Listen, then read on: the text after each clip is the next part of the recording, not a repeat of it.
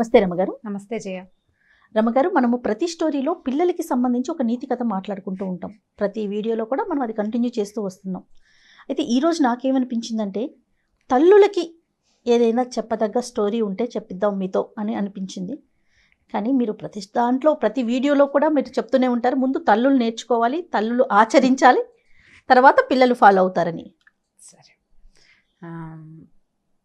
తల్లులకి కథ అంటే ఇది ఒక నా ఫేవరెట్ స్టోరీ జయ. చాలా సంవత్సరాల క్రితం చదివాను నేను. బహుశా నా కాలేజ్ మొదలైన కాలంలో అయ్యింది, 30 ఏళ్ళైనా అయ్యిందని అనుకుంటున్నా.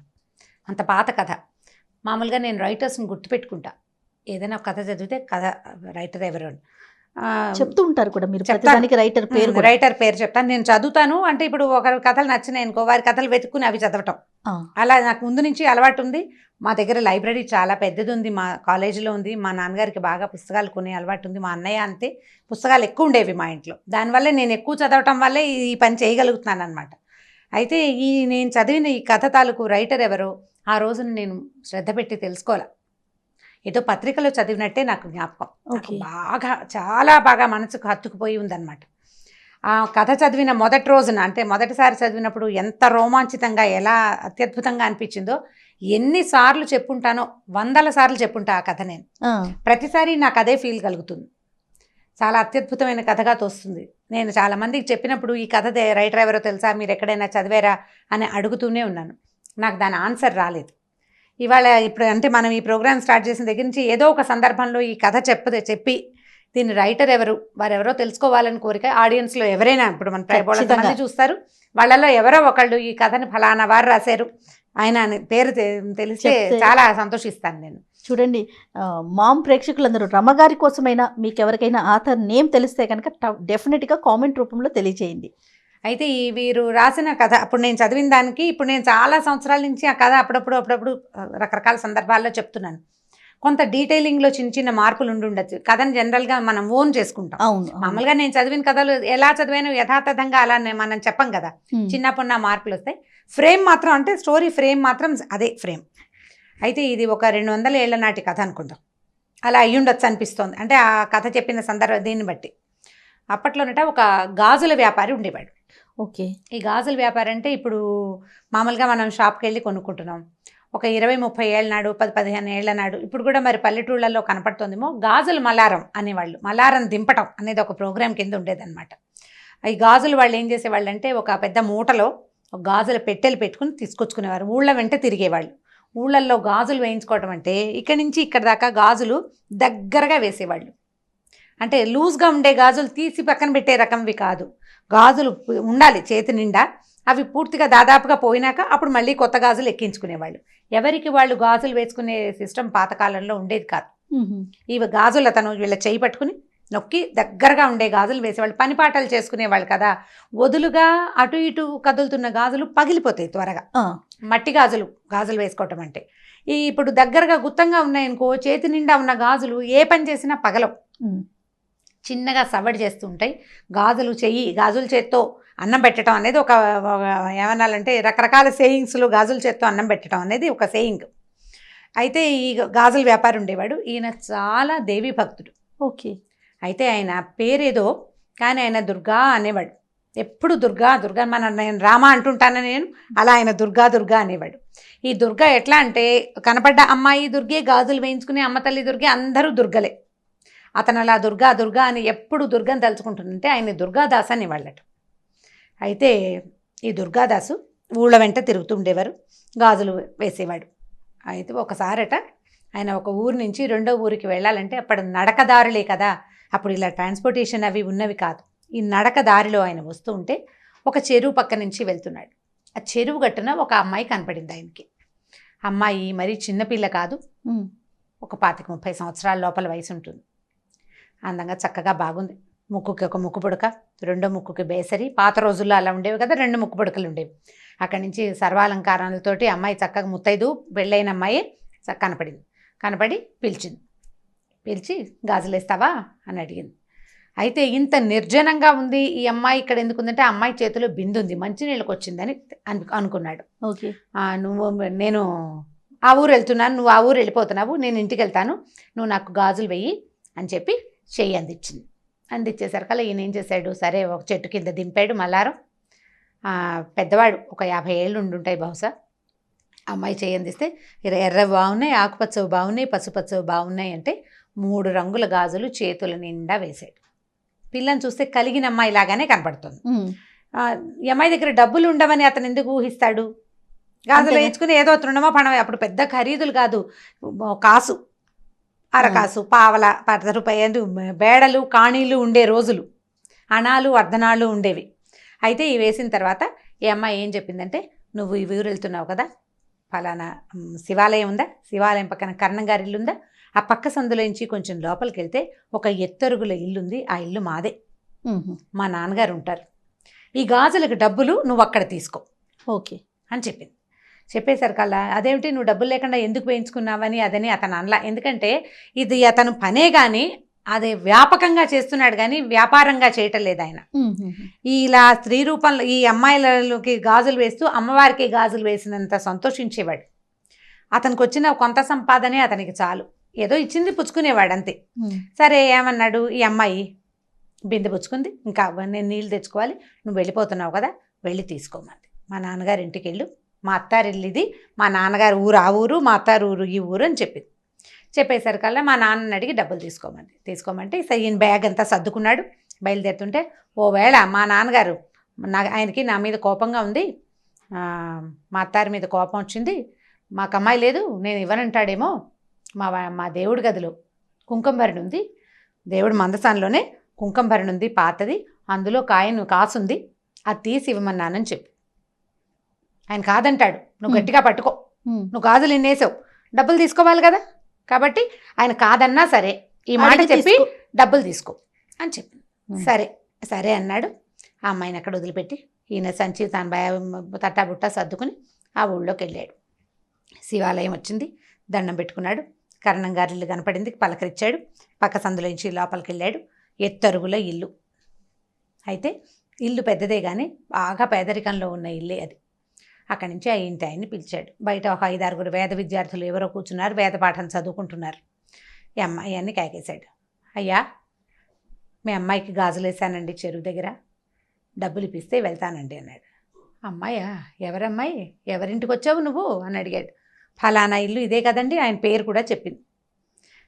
ఆ పేరు తమరదే కదా అంటే నాదేను, ఫలానా ఇల్లు ఇలాగని చెప్పింది, గుర్తులు, నేను వచ్చాను, మీరు ఇలాగే అంటారని అమ్మాయి చెప్పింది కూడా.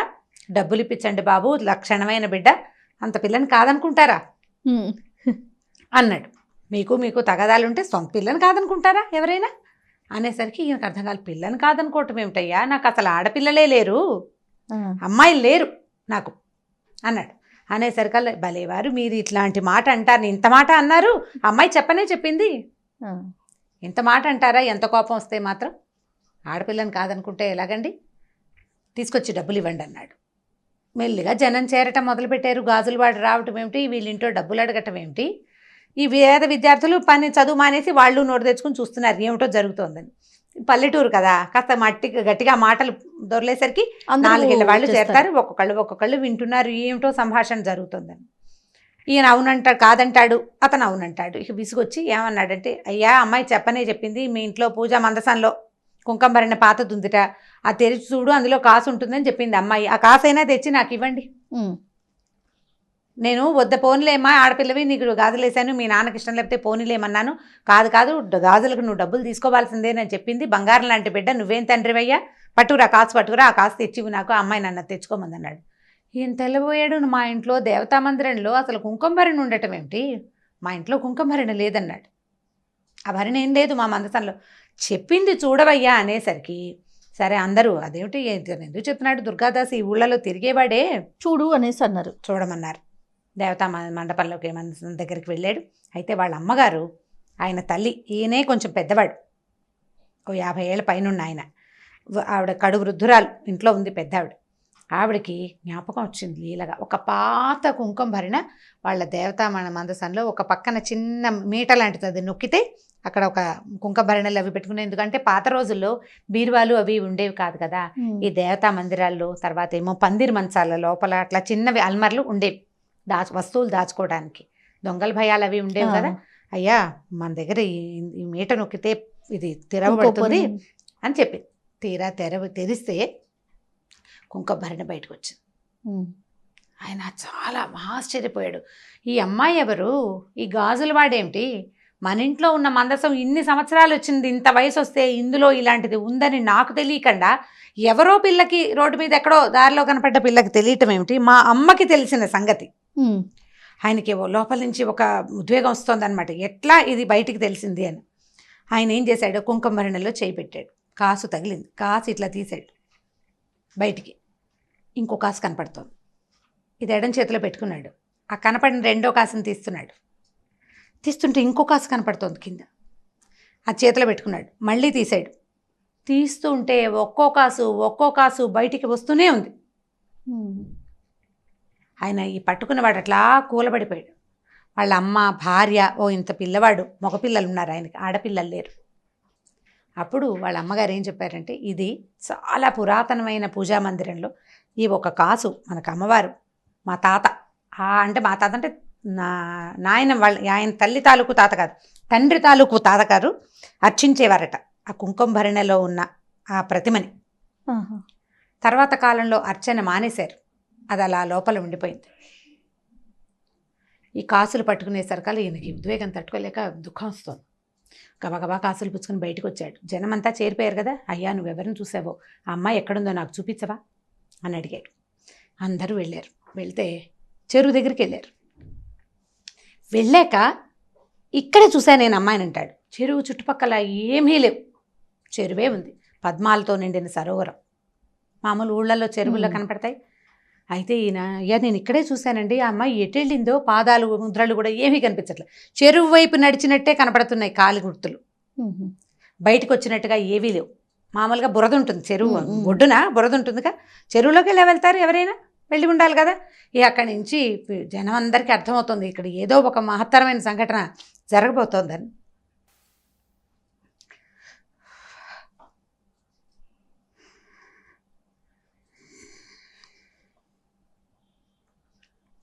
సరే దుర్గాదాసు పిలిచాడు. నేను ఒక అమ్మాయికి గాజులేసాను. జనమంతా చెరువు దగ్గరికి చేరారు. ఊళ్ళో వాళ్ళంతా వస్తున్నారు, ఇక్కడ ఏదో జరగబోతోందని తెలుస్తోంది.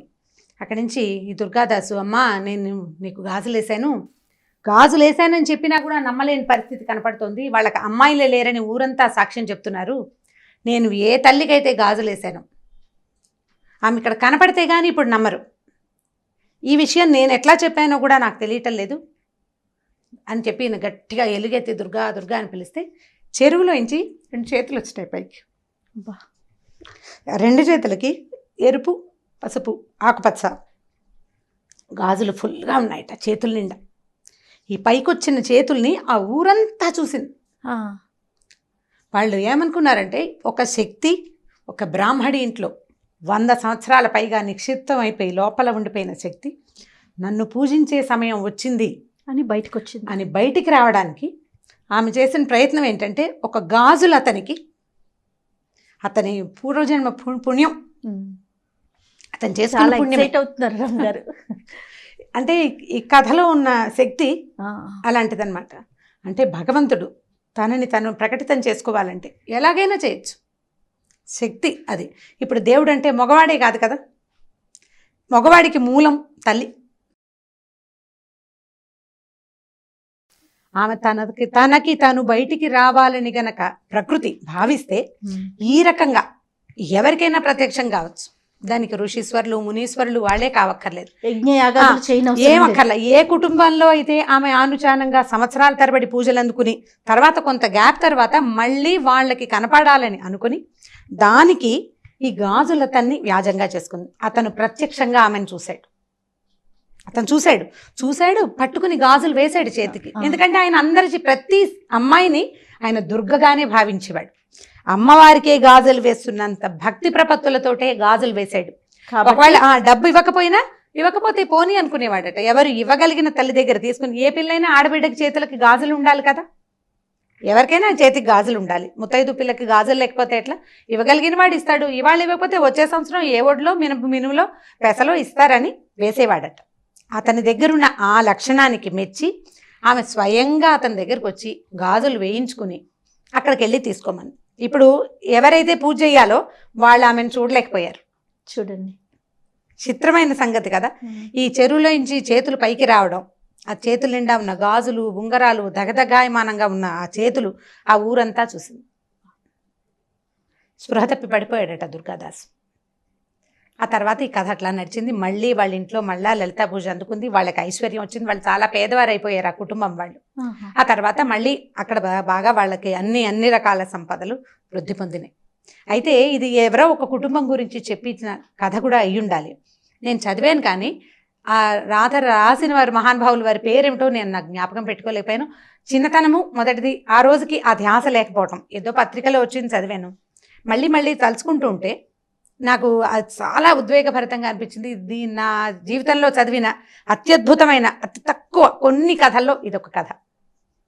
ఎవరికైనా ఈ రైటర్ తెలుసుంటే ఆ రైటర్ పేరు వారెవరో మహానుభావులు నాకు తెలియజేస్తే వాళ్ళకి బాగా రుణపడి ఉంటాను నేను. ఎందుకంటే ఎప్పటి నుంచో ఇప్పుడు నేను ఎంతమందికి చెప్పుంటానో, చెప్పిన ప్రతిసారి ఇదే ఉద్వేగం, ఇదే ఆనందం కలుగుతుంది జయ నాకు. ఎందుకంటే భగవంతుని మనం తెలుసుకోవటం ఒక రకం. మనం మామూలుగా చెప్తాం దేవుడు ప్రతి చోట ఉండలేక తల్లి రూపంలో జన్మించాడు, అందుకని ఆయన తల్లే దేవుడుగా మనకి ప్రతి విషయానికి వస్తుందని. కొంతకాలం మన అమ్మ మనకి దేవుడు, తర్వాత మనం దేవుళ్ళం అవుతాం మన పిల్లలకి. ప్రతి స్త్రీ కూడా దేవస్వరూపమే. అయితే ఈ దైవస్వరూపాల్లో ఒక్కొక్కళ్ళు కొంచెం ఇబ్బంది పడి ఇందులో నుంచి తొలగిపోతున్నారు కూడా. పాపం వాళ్ళకి భగవంతుడు ఇచ్చింది అది, అందులో నుంచి తొలగిపోమని. కానీ ఎవరైనా సరే ఇలా ఉండవలసిందే. ఇలాంటి దాన్ని మనకి కలిగించింది ఒక శక్తి ఏదో ఉంది కదా. ఆ శక్తిని గురించి మనం ఇట్లాంటి కథలు తెలుసుకుంటే మనం ఈ దేవుడు లేడు, ఇలాంటిది ఏదీ లేదు, ఇలాంటి భావన నుంచి బయటపడిపోతామని అనిపిస్తుంది. కానీ మామ్ స్టార్ట్ చేసిన డే 1 నుంచి మన ఇద్దరం ఎన్నో వీడియోస్ చేసాం రామ్ గారు. ఫస్ట్ టైం నేను మిమ్మల్ని చూశాను. ఒక స్టోరీ మధ్యలో మీరు ఆగిపోయి మళ్ళీ రీస్టార్ట్ చేయటం అనేది ఇది బహుశా ఫస్ట్ వీడియో అనుకుంటాను. ఈ కథలో ఉంది కదా జయ, ఈ కంటెంట్లోనే అలాంటిది ఉంది. ఎంత చిన్న మామూలు వాడికి, మామూలు మనిషికి, మామూలు వ్యాపారస్తుడికి దేవి సాక్షాత్కారం జరగటం అనేది చాలా అత్యద్భుతమైన సంగతి. ఇలాంటివి ఇంకొక 2 కథలనైతే నాకు చాలా ఇష్టమైన కథలు. ఈ కథ నాకు చాలా ఎంత హాట్ ఫేవరెట్ అంటే, దీనంత ఇష్టమైన కథ నిద్రలో కూడా నేను తలుచుకునే కథ ఇంకొకటి లేదు. చాలా అత్యద్భుతమైన కథగా తోస్తుంది ఎవరో మహానుభావులు. అయితే నేను ఒక అమ్మాయికి ఈ కథ చెప్తే తను నెట్లో ఇంగ్లీష్లో ఈ కథ చదివాను, బ్యాంగిల్ సెల్లర్ అని ఈ కథ చదివానని చెప్పింది తను నాకు. కానీ తన కూడా ఆథర్ ఎవరో తెలియదు. ఓకే, అంటే ఈ ఎక్సైట్మెంట్ తనకి కలగల కథ చదివితే. నేను చెప్పినప్పుడు వచ్చింది ఆ అమ్మాయికి, నేను చెప్పినప్పుడు వచ్చింది. ఆ ఇంగ్లీష్లో కథ చదివితే ఇలాంటిది అమ్మవారి చేతిలో వచ్చినాయని రాశాడు, గాడెస్ కనపడిందని రాశాడు అని చెప్పింది అనమాట. బట్ నేను ఇంటర్నెట్లో సెర్చ్ చేశాను కానీ నేనేం సాధించలేకపోయాను ఆ కథను. అంటే సరిగ్గా మనం అడగాలి కదా ఈ స్టోరీ అని, రైటర్ పేరు ఏదైనా స్టోరీ పేరు చెప్పాలి. నేను 2 చెప్పలేకపోయాను, దాంతో నేను తెలుసుకోలేకపోయాను. ఈ కథ తెలుసుకోండి అమ్మా, పిల్లలకి వీలైతే కథ చెప్పగలిగితే దీన్ని బ్రీఫ్ చేసుకుని చెప్పండి మొదటిది. తర్వాత ఎవరికైనా ఈ రైటర్ పేరు కనుక తెలిస్తే, అంటే ఇది డీటెయిలింగ్ మారిపోయింది, నా భక్తి కూడా తోడైంది కదా, నాకు కూడా అమ్మవారి మీద ఉన్న భక్తి దీనికి తోడైంది.